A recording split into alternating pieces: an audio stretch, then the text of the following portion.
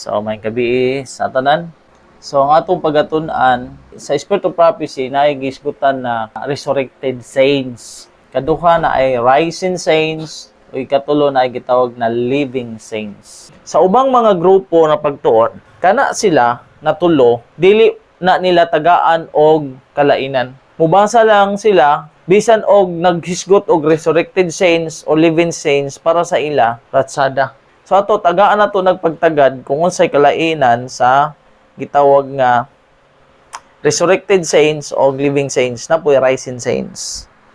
So before ta mo padayon o before ta magampo, ato na basahon ang gisulat sa Counsels to Writers and Editors, page 35, paragraph 1. Many gems yet to be discovered. New light will ever be revealed on the Word of God to him who is in living connection with the Son of Righteousness. Let no one come to the conclusion that there is no more truth to be revealed. The diligent, prayerful seekers for truth will find precious rays of light yet to shine forth from the Word of God. Many gems are yet scattered and are to be gathered together to become the property of the remnant people of God.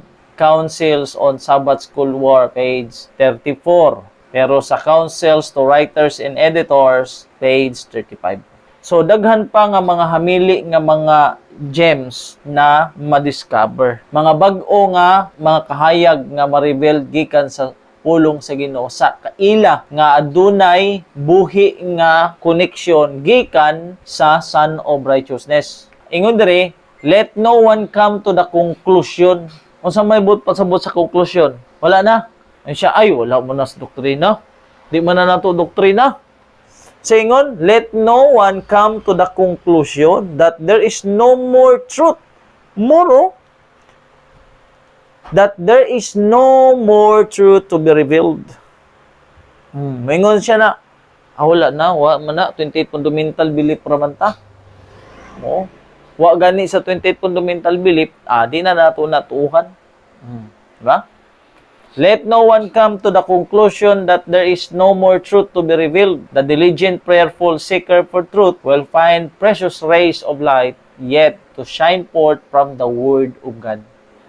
Wala gingon diha na maghatag kag konklusyon. Ayaw og hatag konklusyon na wala na gyud kamaturan nga ipadayag gikan sa pulong sa Ginoo.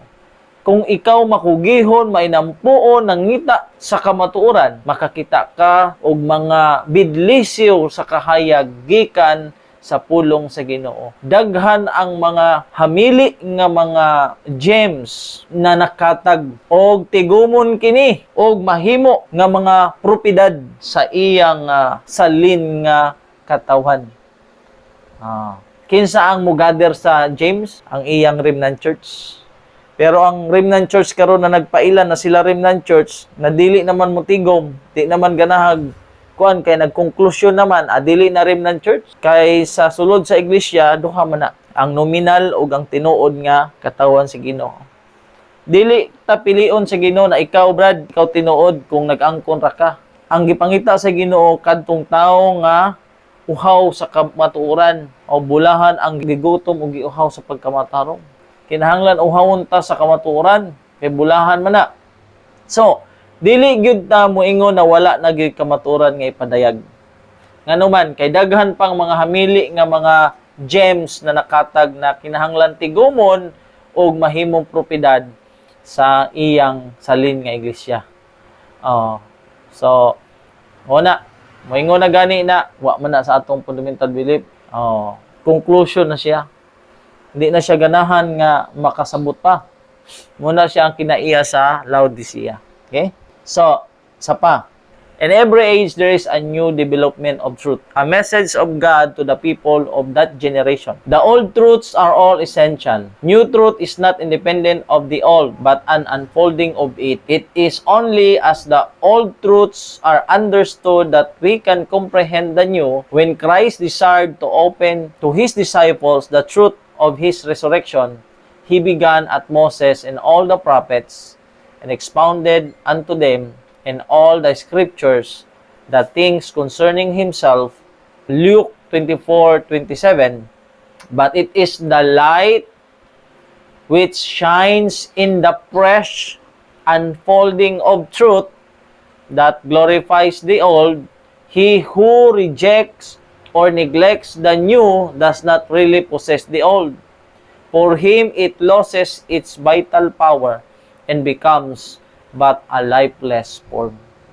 Sa gingon, sa matag panahon, adunay bag-o nga pag-develop sa kamatuoran. Sa matag panahon. Unya, hihunong na dayang panahon. Kanong saan mo hunong ang pag-develop sa kamatuoran? Pag muhunong ng panahon. Unya, wa pa man mihunong ang panahon. Na pa may provision. So, muhunong lang ang pag-develop sa kamaturan sa iyang katawhan ni ana nga henerasyon kung wala na'y panahon. So, ang ato dayong understanding, nagauswag, dili stagnant. Mo nagingon, let no man come to the conclusion. No? Di gyud ta mo conclude, no? Ingon siya, the old truths are all essential. New truth is not independent of the old, but unfolding of it.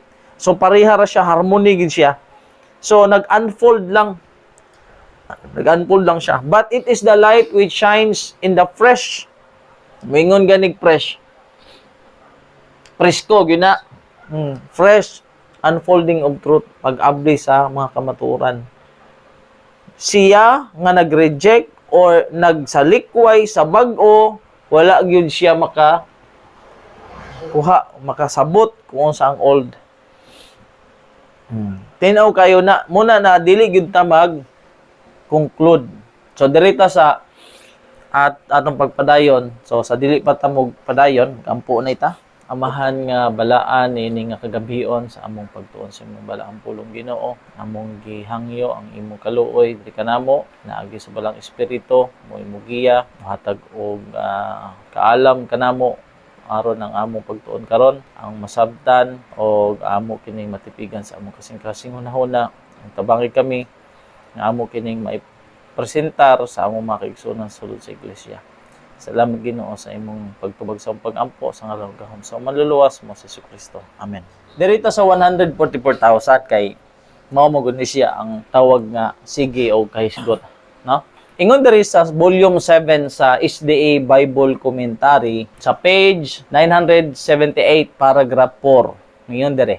Identity of 144,000 not revealed. Christ says that there will be those in the church who will present fables and suppositions when God has given grand, elevating, ennobling truths which should ever be kept in the treasure house of the mind. When men pick up this theory, and that theory, when they are curious to know something, it is not necessary for them to know. God is not leading them. It is not His plan that His people shall present something which they have to suppose, which is not taught in the Word. It is not His will that they shall get into controversy over questions which we will not help them spiritually, such as who is to compose the 144,000. Those who are the elect of God will in a short time know without question. So, ingon ni Kristo, kinsa nagingon? Si Kristo, nga adunay mga tao diha sa simbahan nga naghisgot og 144,000 pero mga sugilanon lang og mga pangagpas ba. Naghisgot sila 144,000 pero sa church simbahan puro pangagpas lang. Muna dili ganahan sa Ginoo kanang mga pangagpas lang. Ano man, ang tawag ng pangagpas theory. When men, kung ang mga tao mo mag-pick up lang siyang theory ba? Mga pangagpas. Ingon diha, God is not leading them. Di day sila gihan sa Ginoo. Sa kaalam. Ano man, sige ra magpanagpas. Mangagpas ra ba? Naingon siya na it is not His plan, dili niya plano, na ang iyang katawhan shall present something which they have to suppose. Suppose ra. Mga panagpas lang. No? Dili ganahan ang Ginoo ana. Tapos, maliban pa na, ang simbahan o mga tao, sige lang og question. Ingon dire, controversy over questions. Sige og pangapangutana. Tapos, mo pamatuod, dili pag yun pamatuod kay dadon ra nila sa mga fables and supposition ra. Mga panaghap ra ba?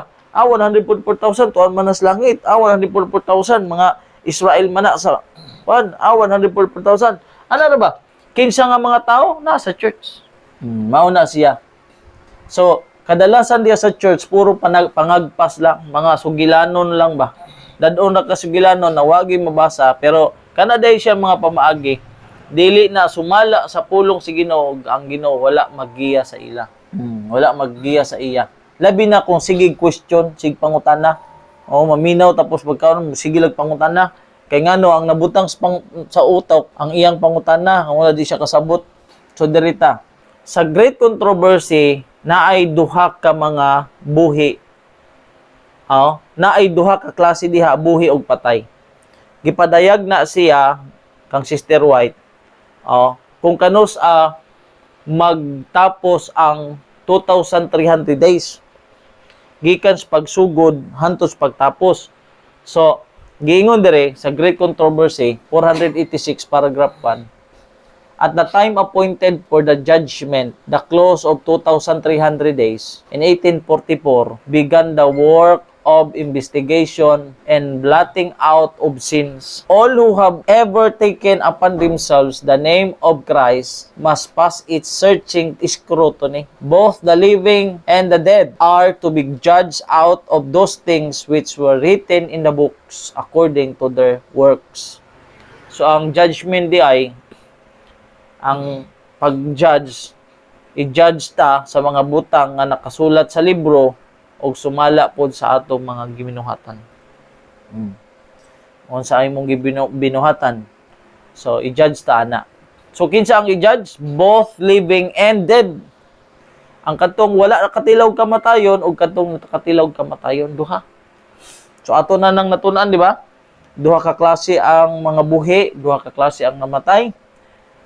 Si Elias o si Enoch, mga buhi. Si Moses o si Abil, mga patay. Okay? So, duha diha, hindi padayag. Duha ang i-judge. Ang mga taong buhi o mga taong patay na nakasulat sa libro, sumala sa ilang mga binuhatan. Okay? Dirita sa word, resurrected saints. Muisgot ganig resurrected saints, but pasabot nakatilaw siya kamatayon, gibanhaw nga mga balaan. Ingon dire, the fact in this case is that in these visions, I was carried forward to the time when the resurrected saints shall be gathered into the kingdom of God. So, ang mga tao di ay nga nangamatay, banhawon sila, tigumon sila ngadto sa kingdom of God. Unsa man nga kingdom? Dili ni kingdom dito sa langit. Muni siya ang Mateo 24:14. In this gospel of the kingdom of God shall be preached to all the world, to all nations, and then the end come. So kana nga kingdom mao na siyang pagatukuron nga ginharian ni David didto sa Israel, no? Mao na siya ang Mateo 24:14. So ang tanang nangamatay na mga buhi tigumon didto sa kingdom.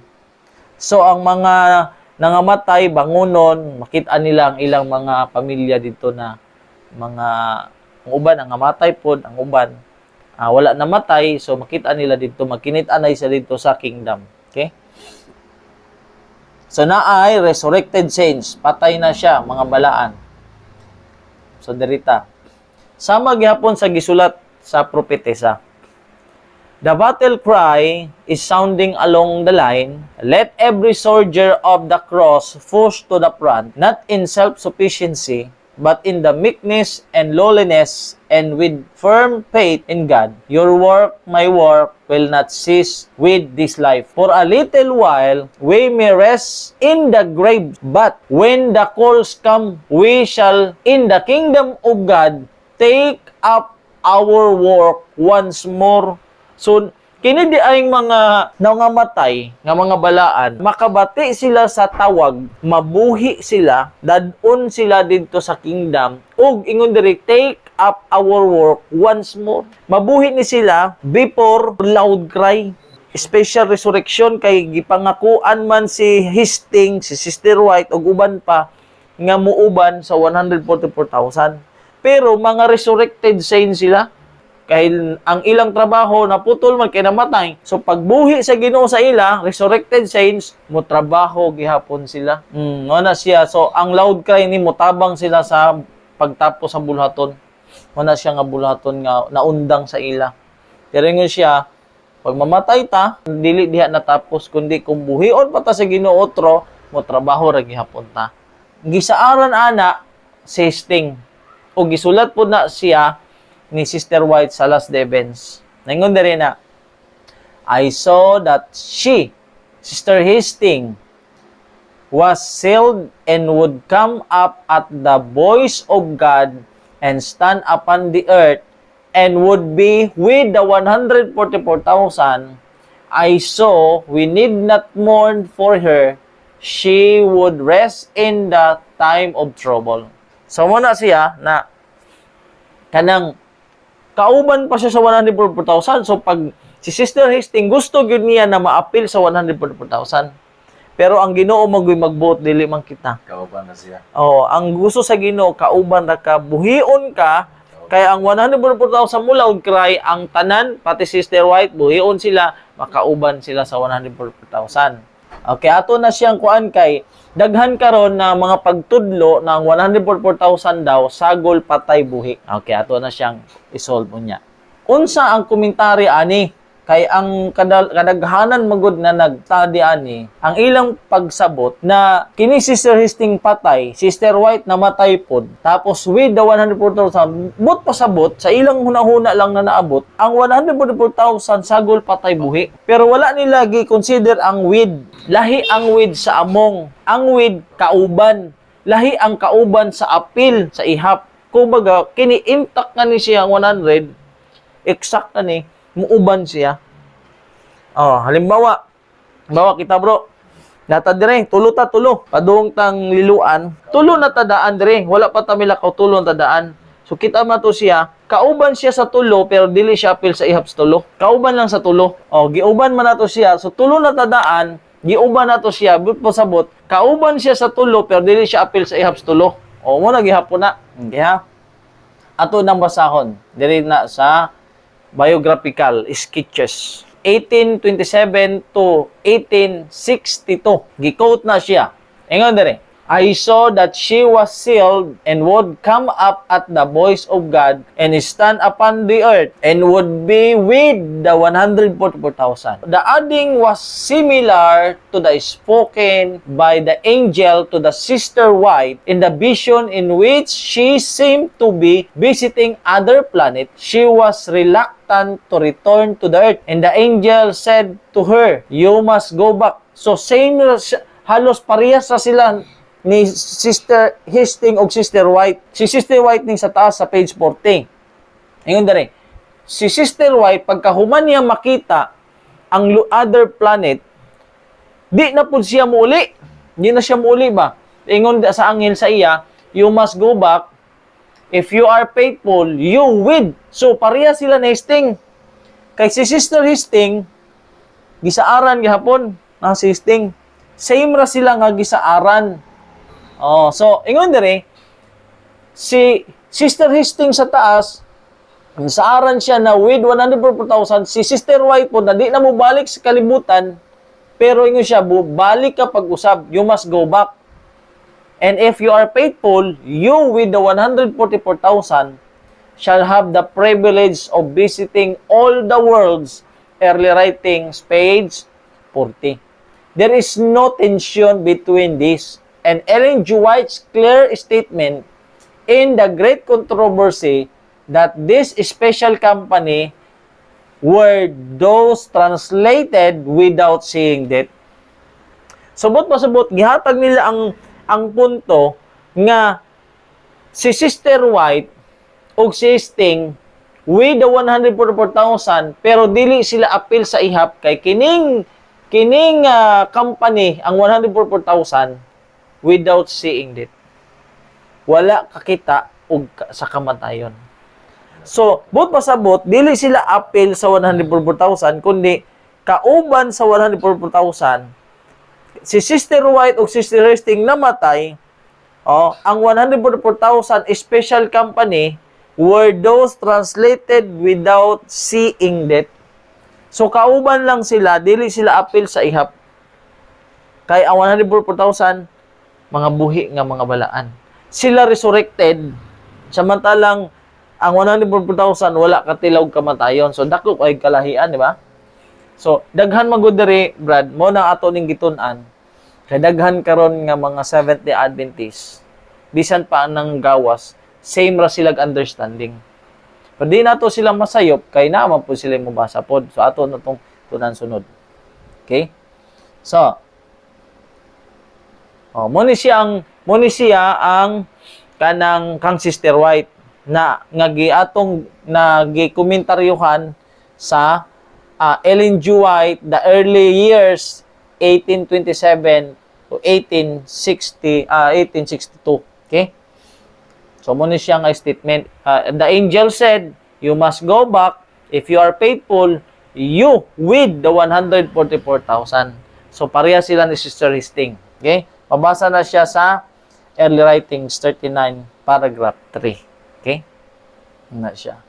So, ang komentary ani, napay giingon, kan ganina, mabasa to siya sa 173, paragraph 5. Pero kining usa, na komentary ani, naa siya sa 157, paragraph 2. Unsay giingon? Nawa ha? I beg of my attending angel to let me remain in that place.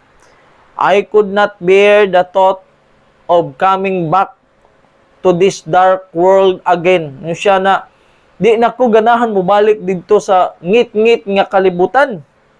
Then the angel said, "You must go back. And if you are faithful, you with the 144,000. Note. Note. The wording is you with the 144,000, not you as one of the 144,000. Giklaro na you with the 144,000, duwa na siya nagpasabot na appeal ka usa sa 144,000. Dili. Shall have the privilege of visiting all the worlds and viewing the handiwork of God. So, wala nagisulti na appeal ka sa ihap, kauban ra ka. Muna siyang ilustrasyon, nakita ang tulo, diri pa lang sa balay, tulo na ta. Nakita na to sa BGC dito, kauban siya sa tulo, pero dili siya appeal sa ihap sa tulo. Wala siya. Okay? Kuha. So, wala siya. Dili siya appeal sa ihap. So, dirito sa living righteous o rising saints. Unya, ang mubasa ani bro, parehason ra na sila. Pero, klaro kayo sa usa ka passages sa Child Guidance, 566 paragraph 3, the living righteous are changed in a moment, in a twinkling of an eye. Tuldok. At the voice of God, they were glorified. Now, they are made immortality, and with the rising saints are cut off up to meet their Lord in the air. Muna to. First Thessalonian, sugat na to sa kahanginan.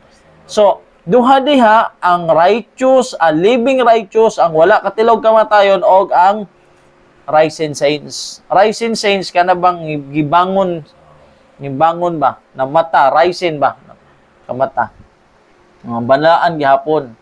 So, gigamit ni Sister White ang living righteous o rising saints. So, tagaan yun niya emphasis na magkalahi gini siya.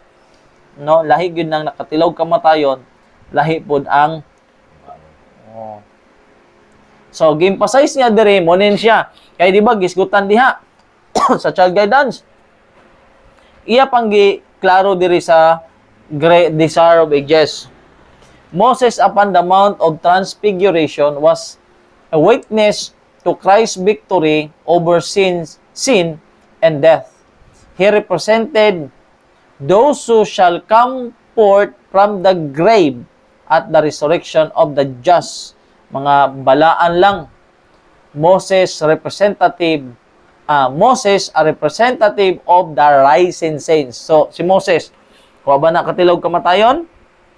Katilaw nagkamatayon. Ang gitawa, ang gikuan diha na gisgutan diri sa child guidance, ang rising saints na nakatilaw kamatayon sa 1 Tesalonica 4:16, 17, mauday na siya ang nagrepresent ana si Moses. So ingon diri, ang mga nangamatay gitawag gihapog among gani apil sa nangamatay. Ingon diri. Kini siya komentary ni siya sa Pinadayag 14 bersikulo 13. Mulahan ang nangamatay sukad karon. Ana siya. God honors the faithful age. There are living upon our earth men who had passed the age of 80. The natural results of old age are seen in their feebleness. Luya na sila ba? But they believe God and God loves them. Gigugma sila sa Diyos. And the seal of God is upon them. Mga tiguang na ba na luya na? So, gitugutan sila sa Ginoo nga papahulayon na lang kay di na sila ka labang pa sa trouble. The seal of God is upon them. Pagkamatay nila, silyuhan sila sa Ginoo. And they will be among, asa siya among, sa numero sa mga nangamatay. Na ay among the living, na ay among the dead.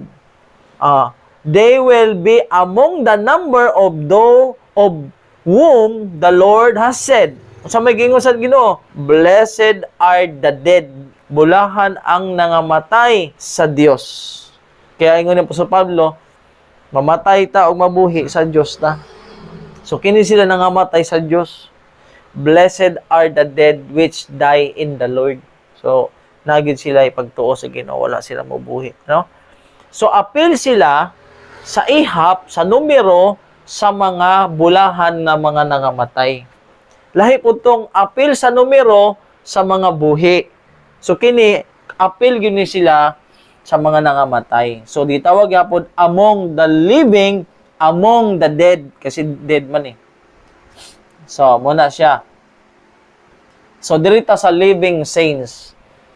The 144,000 living saints. Dili na sila resurrected saints. Living saints na siya. Wa na sila katilaw o kamatayon.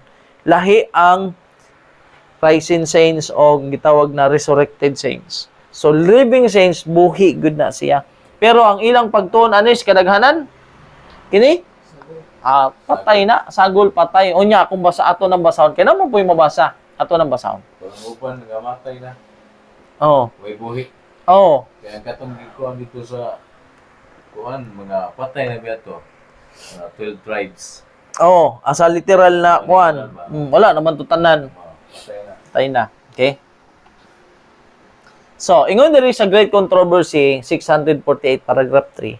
These are they which follow the Lamb whithersoever he goeth. This having been translated from the earth, from among the living. Ganina among the dead. Kini from among the living. So, buhi gyud ni siya, wala gyud patay ani. Are counted as first fruits. Pag moingon ganina, mao ni siya ang akong unang anak. Unsay but pasabot? Ha? Nay kaduha. Lisod man ang moingon kag una. May lang kung moingon na bugtong. Pero unang anak gani but pasabot na kay kaduha. Para bang first runner up, nya wala day second runner up. Naa pa na eh. So, Kini 144,000 unang bunga ni. Siya ang unang bunga nga di-harvest sa Ginoo gikan sa iglesia. So ang ikaduhang bunga mo tong dakong panon. Kay unang bunga man ni. So living saints, ang mga buhi nga mga balaan, buhi na sila. O gisgutan sa great controversy na among the living. Okay? Let us strive with all the power that God has given us to be among the 144,000. Dili with, lahi ang with. With the 144,000. Dili apil sa 144,000 pero kauban sa 144,000. Sama na atong ilustrasyon, kauban sa tulo si Bajisi pero dili apil sa ihaps tulo, kauban na siya. Kini among apil yun ni to be among the 144,000. Okay? Mabasa na siya sa volume 7 SDA Bible Commentary. Hanapon na sa Review and Herald, March 9, 1905. Derita. Sa Early Writings 18. Kining Early Writings, bro, kining nga passages, ang muni ang gamito nila na pangbangga na mabali ang 144,000 na buhi. Kay gusto nila sagulan og patay. Tanaw ha. Sa makadaghan ko naka-encounter aning nga mga argumento.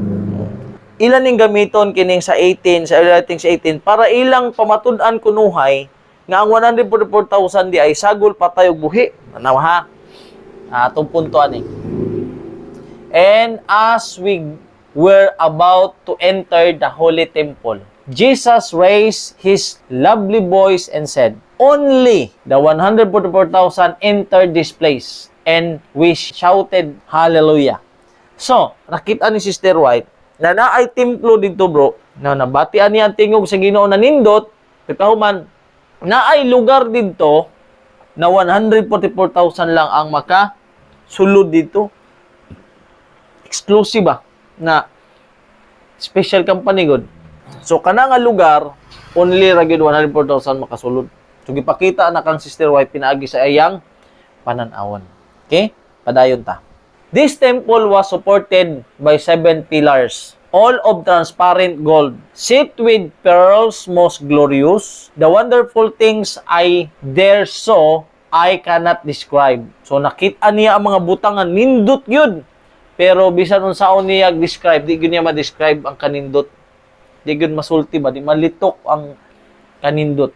Oh, that I could talk in the language of Canaan. Then could I tell a little of the glory of the better world. So kanto nga kalibutan. So nakita siya templo dito, napoy lugar dito na 144,000 lang ang makasulod. Okay? Padayon.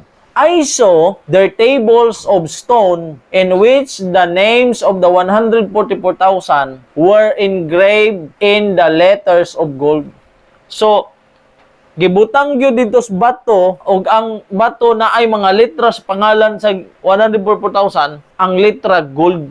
After we beheld the glory of the temple, we went out and Jesus left us and went to the city. So, nato sila sa city. And he said, "You must go back to the earth again." Pagkakita niya ana nga mga butang, ingon ang Ginoo na balik na ka sa earth. Balik na dito. And relate to others. But pasabot, ang imong nakita diri na mga katingalahan nga mga butang, isay-isay dito. Kung baga Sister White, mura siya o diri reporter ba? So ikaw bro, na reporter ka bro, pasudlon ka dito sa halimbawa na ay dito lugar na kanang halimbawa representative kas Pilipinas mo adto kas meeting sa national kuan. Tapos representative ka ato. So ang imong pangalan nakalista dito. Ikaw na reporter, di ba ka pasudlon dito? Pasudlon ka dito bisan pa og 144,000 lang gipasulod ka dito kay para makita nimo ang mga butang dito. Sister White, dili siya apil sa 144,000 pero gipasulod siya ni Kristo dito para ang iyang mga nakita nga mga katingalahan iyang ma-relate, lisod man ang makarelate maday ka na wa makapasudla. So siya dito, mura siya reporter dito, pagkatapos na gipakita sa Ginoo ang mga kanindot na mga lugar dito, ingon ang Ginoo, adto balik na kauli sa kalibutan and relate to others what I have revealed to you. Subot pasabot Sister White ana gipakitaan siya ang purpose sa Ginoo, mura siya reporter na kung pagkauli na niya sa kalibutan, iyan ang isulti kung unsa ang mga nakitaan niya ditong katingalahan. So, wala magpasabot diha nga si Sister White appeal. Oo, kaya ang ilang drive ani, kay kung dili daw appeal Sister White, so 140,000, di gyud kuno siya kasulod anang lugar. Pero ang kanang nga kwento, wala man ingon diha na appeal siya sa ihap, kundi nakasulod siya didto kay gusto ipakita sa Ginoo sa iya na ang nakita niya dito iyang ma-relate sa mga tao sa kalibutan. So wa nagpasabot niya nga appeal siya sa ihap kay nakasulod siya. No, dili. Atong basahon ang sunod na statement, dili yun to literal nga nakasulod yun siya dito. Unsa man to? After I came out of vision. Vision ra to. Dili yun to literal na nakasulod siya dito. Dili. Pananawon ra. Kini sila gamito ni siya sa ubang mga Adventist para lang ituwis nila ang ang kamaturan para makapamatuod sila sa ila yung kaugalingon na ang 144,000 sagol patay buhi kay Sister White nakasulod. Oo. Pero wala sila kay balo nga sa page 20 kay 18 man sunod-sunod man ni siya gikan sa 18 gikan sa 18 ang kwento tapos padayon sa 19 tapos nahantod sa 20. After I came out of vision, everything looked changed. A bloom was spread over all that I beheld. Oh, how dark this world looked to me. Oh, and weep. Weep. And weep when I found myself here and felt homesick. Balik niya, pagka, pananahon raman di ay, damgo raman di, kumbaga, nindot na kayo ba? Damgo na kaglangit, di ka na ganan muli. Pero pagkahuman sa imong pananahon, ang tanan na bag-o, nahuman, natuwa na siya sa kanang ngit-ngit na kalibutan. O siya, hilak siya. Hilak siya, di ba? So, ingon the grace of God is sufficient for you. He will hold you up. Ayaw ka bala ka kay kanang kung ano nagyapon ka sa Ginoo. So gipakita sa iya dahil pananawon dahil literal nga tuwa gyud siya pinaagi dahil pananawon. So ato kinahanglan kay balot ani kay gamiton man ni nila bro. Gamiton ni nila pero ang ilang understanding dili na pareha sa gisulat sa point of view sa writers. Kay gipa sulod lang Sister White dito sa vision kay para naa siya'y mai-report. Para ba sa reporter ba? Reporter gani ka, dito ka sa Senate, gisugo ka na, mag-report ka dito sa Senate. Kung sa mga napag-istoryahan dito, imong i-record. Karon kung di, unsa man, musulod ka sa Senate o sa gawas na ka? Musulod yung ka kay para, unsa may i-report ni mo to makas gawas wa kay balo kung sa ilang giisgutan dito. So ang reporter asama na pasudlon gyud ka dito kay para ma-relate nimo sa imong mga kauban kung unsa ang napag topic na ilang gisgutan dito. So dili bud pasabot na nakasulod Sister White dito kumbaga sa Senado, senador na ka, dili. Muna siya ang pagtuon. So ingon dere na after I came out of my vision, I was exceedingly troubled. My health was very poor.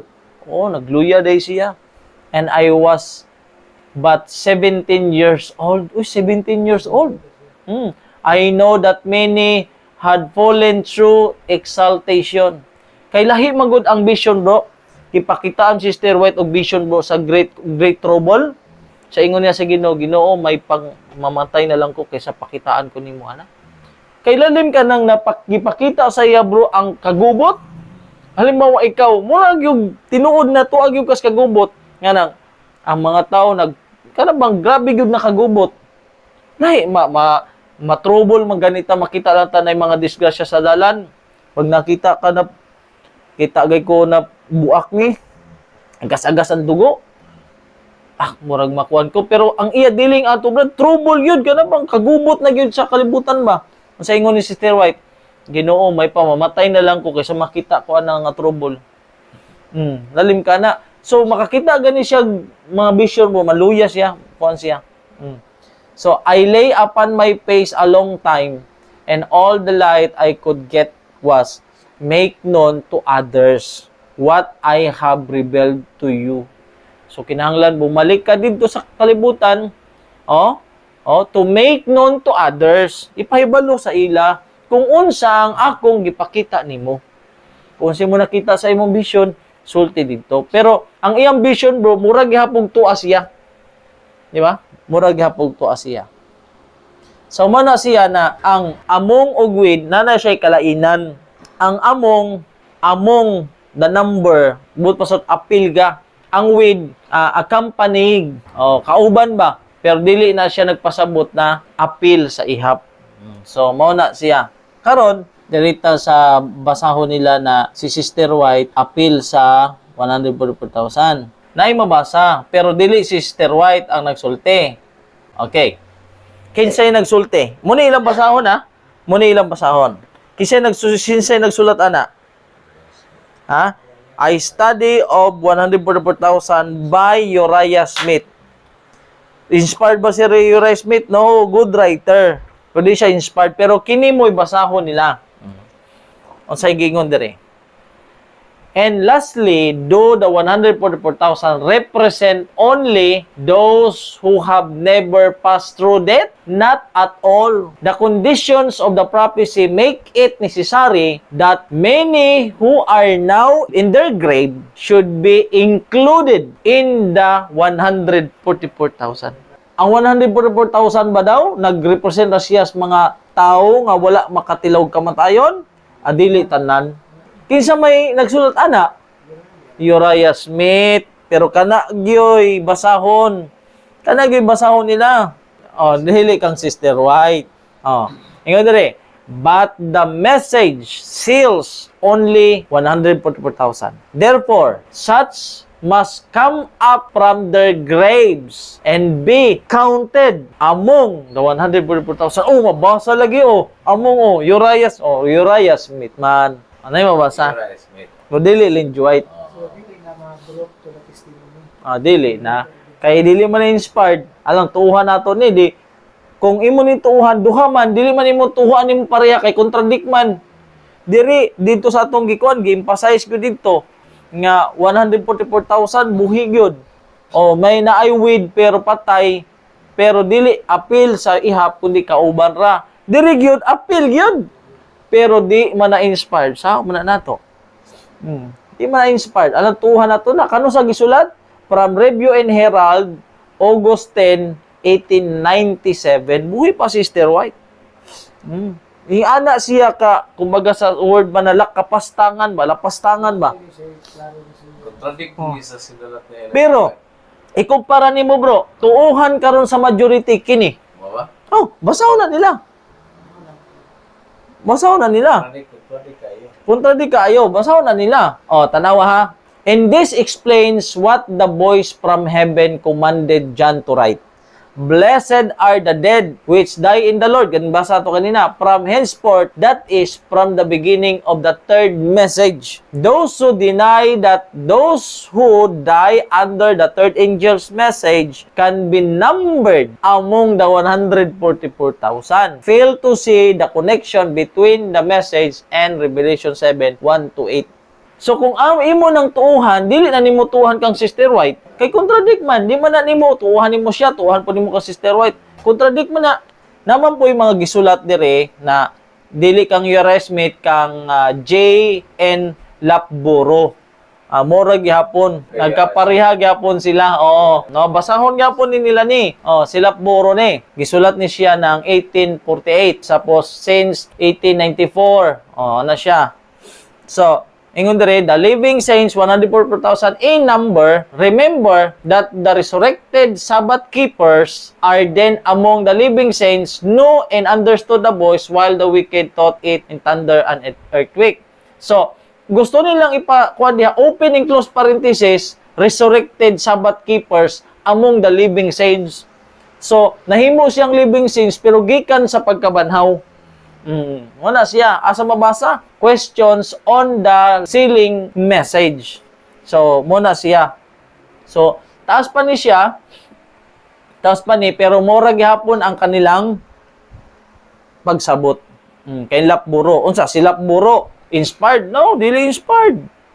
Nga sila, Sabbath keeper, na-resurrect daw. Ako na sila ni Ellen G. White. O kauban, mga pioneers na sila, pero dili ni sila inspired. Nagsulat ra gyud nig ilang ko galingon. Nagsulat ra ni sila na resurrected ko resurrected. So, dili pwede nga mukuan sila.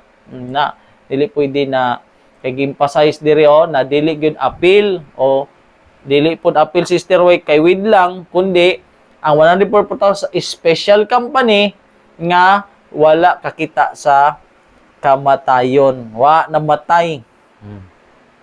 Daghan pa ni siya bro na mabasa nanay sa lesson pod ila pong pamatud-an na apil usara ang 144,000 o great multitudes na sa lesson ni adtong 2019. 2019 lang. Dili sila pwede makabuot sa propeta 2019 ra. Kung imong basahon dire ang great multitudes gi-explain nila. Unsa may tuhan nato? Kining lesson o sulat sa propeta? Di sulat sa propeta kaysa kining nga lesson. So, mao na siya na nawa therefore, although some Adventist interpreters view this group as another representation of the 144,000, could understand the great multitudes as the reference to all the redeemed who have suffered for their faith down through the ages. Nagani siya napanideyan dire pero sa sunod na po nato ni siya nga atun-an nga issue. Objection number 13, 144,000. Ang hisulat po ani mao ra gihapon Uriah Smith gihapon.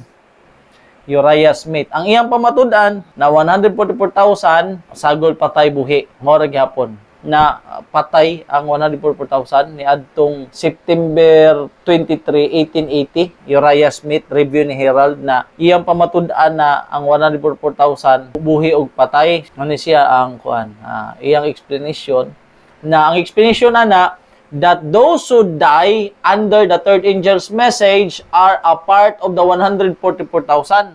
There are not 144,000 in addition to this, but this help make up the number. Puno ba? They are raised to mortal life shortly before Christ comes. And like those of the 144,000 who have not passed through the grave, they are changed to immortality when Christ appears. So, mo na siya ang mga sulat sa mga pioneers. Masulat na siya 1866. Mabasa ni siya sa Uriah Smith, Visions of Ellen G. White, Manifestation of Spiritual Gifts according to the Scriptures, 1866. Pero bisan unsaon pa nila, dili gyud nila mabali ang kamatuoran. Dili gyud mabali ang kamatuoran kay pamaagi magud na siya sa kaaway. So, wala gyud lain na authoritative ang atog yung propeta. Mao gyud pinaka kuan nato diha kung unsa ang understanding sa writers, kung sa ang point of view, kung sa gyud nakasulat sa propeta. So, tungod kay wala sila pagtuon may tungod sa four classes of redeem, muna na magkarambol-rambol ang ilang pagtuon. So, muna siyang kuan diha nga pagtuon. So, dira kutob ang atong pagtuon kung naamoy mga gustong ipangutana o idugang. Amahan, kan salamat sa mo ang gitun-an karon nga mahimo kining gabayan sa matag adlaw ng panginabuhi. Nga dasigan mo kanunay kami ugad. Haron kami sa umabot nga sa among pagtuon nga madungagan pagyud ang amo ang nahibaluan sa matag usa. Lord, dasigan mo sa ang uban nga wala pa nakahibalo niini nga unta nga kami dasigon mo sa pag-share kanila haron sila usab makahibalo, haron sila maandam usab nga sa pag-abot nimo ugad nga maandam usab sila nga dili kami mablim sa ilang kinabuhi tungod kay nagbaliwala lang lamang kami kanila sa pag-message mensahe kanila. Lord, sige kami kanunay o tagaay kami kaisog sa pag-share kanila sa kamatuoran. Lord, ako siyang ginampo nga kaning panimalay ni Rajuri Nunez, ikaw sa magauban kanunay kanila sa ilahang siyang pamilya, tagaan mo siyang may panglawas o sa umabot nga unta kami padayon sa pagtuon ni haron kami na kami taas-taas nga mahibaw-an sa imong propesiya si Ellen G. White o sa uban pagyud-gad nga gigamit mo haron sa tumaw niini nga kamatuoran haron kami masangkapan kanunay. Lord, sa amo siyang pagpamauli, ikaw magauban kanunay kanamo. Ipalayo mo kami, iway mo kami sa kadautan. Imo mangil mo magauban kanunay kanamo. Samtang kami mga tulog nga usab sa kabuntagon nga makaabot kami nga walay kakulian. Kanang tanan akong giampo, gipasalamatan sa ngalan lamang ni Kristo Jesus. Amen. Amen.